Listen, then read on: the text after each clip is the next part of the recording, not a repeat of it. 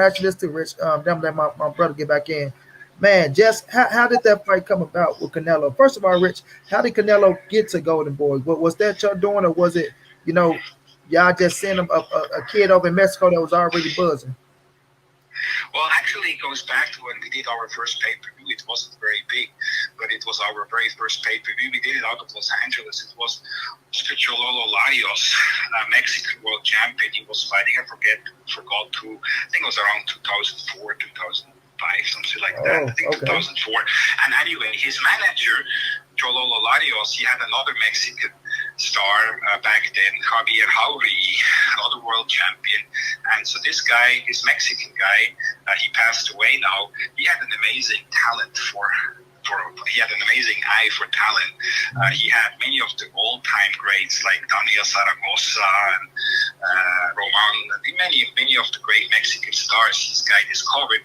His name was, they called him the Cobra, Rafael Mendoza.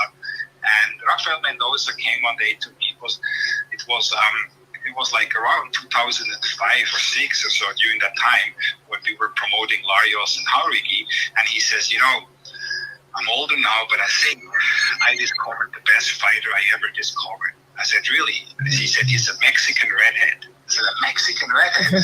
I've got to see this guy. He says, well, he's going to be doing some fights now. I'm going to keep him busy in Mexico. He needs to learn.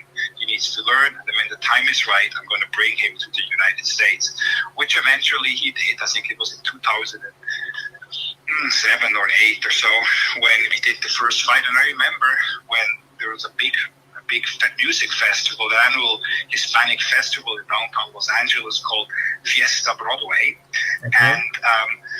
And so we had like a stand there for boxing. So I told Rafael Mendoza, that's a perfect spot to introduce your Mexican redhead to the LA fight fans and to the LA market, because this is like hundreds of thousands, millions of people. It's like a 3-day event.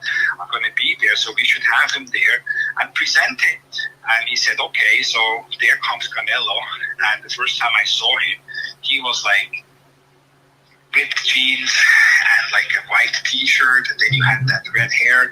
I mean, he looked like the Mexican James Dean. And that's exactly what I told him. I said, man, you look like the Mexican James Dean.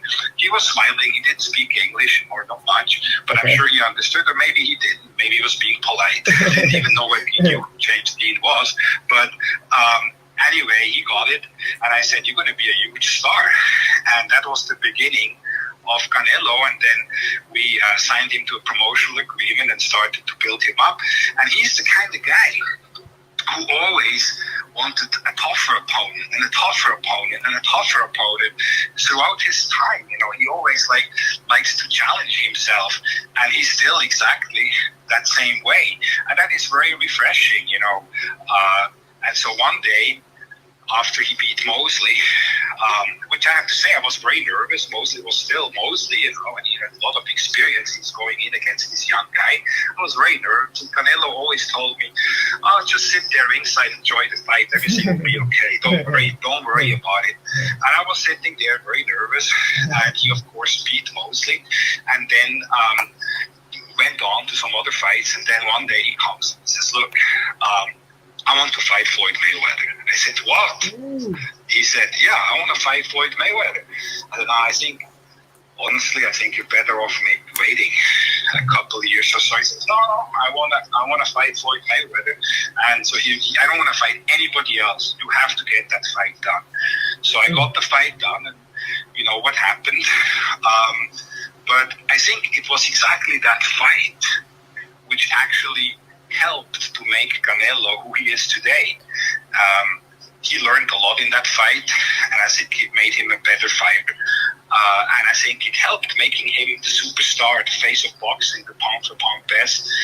And as Julio Cesar Chavez said last Saturday, when he was senior, when he was fighting in Mexico, maybe the best fighter ever to come out of Mexico. And of course, Canelo took the microphone from him then, told him, no, don't say that.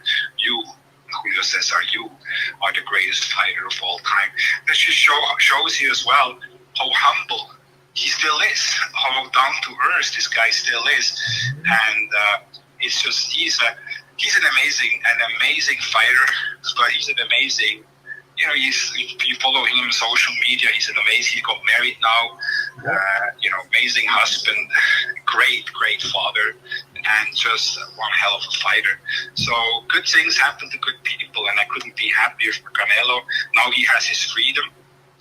So he's a promotional free agent, and he can pretty much dictate what he wants, and he gets it because he's Canelo. That's right. You can't And hold. he earned it. He earned it. You know. Can't hold a good man down.